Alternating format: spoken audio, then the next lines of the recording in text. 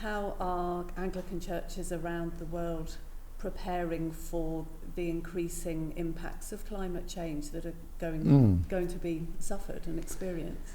It's a really good question. If I was to give you a full answer, we'd be here till midnight.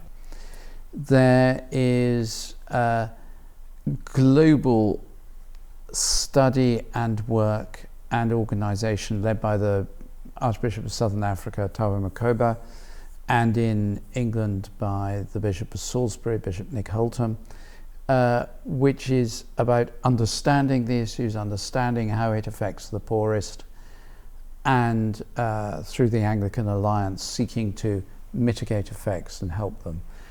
And then one of the areas we've got to develop a lot more is using the extraordinary distribution network of the Anglican Communion to help with the development and distribution of simple, low-cost, renewable sources of energy. One of the themes that runs through the whole of Saying Yes to Life and comes out particularly in chapter 6 is our interconnectedness as humans, as people, with the wider natural world, and particularly in chapter 6 with other created beings. I say towards the beginning of the chapter that we have been created to be in communion with other beings, and where we don't have that, then we are the poorer for it.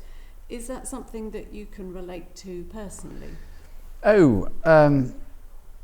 Obviously. I can't begin to get my mind round the idea of a human being as a sort of self-standing entity, independent, autonomous from their context, their environmental, their context, as well as other contexts.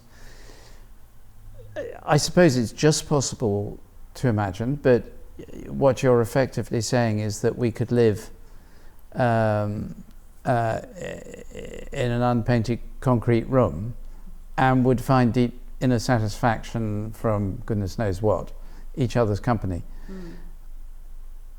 You only have to go out, even in the great urban areas, in different weathers, and to recognise our connected, not just our vulnerability to climate, but even more so our joy and celebration of the climate of the world that God has given us, the blue sky, the clouds, the birds, the freshness of an evening after a hot day, the stillness of a night, or the stars, whatever it happens to be. We are human much more so because we are interconnected. Our humanity is profoundly diminished without that interconnection. Yeah. And also our mental health, by the way. Yes, absolutely. And are there, as you talk about that, are there particular places or particular experiences for you that come to mind that you have drawn on? Yes, I mean, it's places like the White Cliffs down above Dover. Yeah. Whether on a foggy day when you can't see anything, or on a beautiful day when you can see the coast of France in the distance. That sense of human activity, the business of ships going up and down the channel, combined with that sense of just extraordinary beauty of the sea and the cliffs and the downs. That's one of my favourite places. There's others. The North Norfolk coast is another one. The Ruwenzori in Uganda. Lake Edward in North Kivu. I mean, I go on and on and on. I mean, just amazing. Lovely. And sometimes what you said about maybe we could live in a concrete box. Box with no recourse to the wider natural world.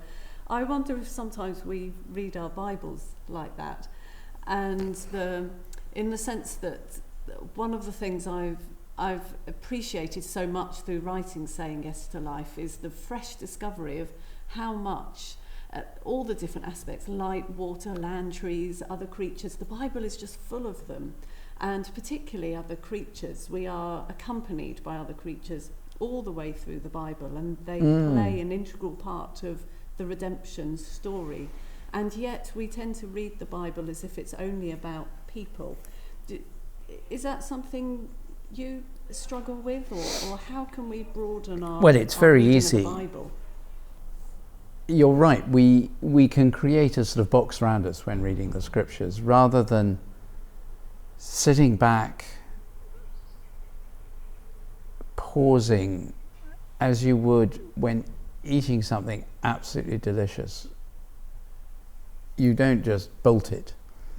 You pause and let yourself think about it as you read the scripture. You look at the world around you, you look at those with you, you reflect inwardly on the natural world, and you see what Jesus is saying. Or you're reading the Gospels and he's talking about the sower, and you picture in your mind the fruitfulness of the ground and what he's talking, the rocky ground, and so on.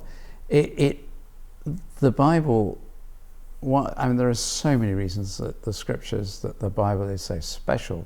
One of the most wonderful ones is it engages us with the natural world so intensely. It's as though God were saying, pay attention not only to what I'm saying, to what I'm doing around you, to the lavishness of the creation, the extraordinary, ridiculous, absurd extravagance of what God has made, and allow yourself to let the joy of that fill your heart. Chapter 6, exploring the creation of living beings and living creatures and humans, obviously spends a lot of time looking at what it means to be made in the image of God.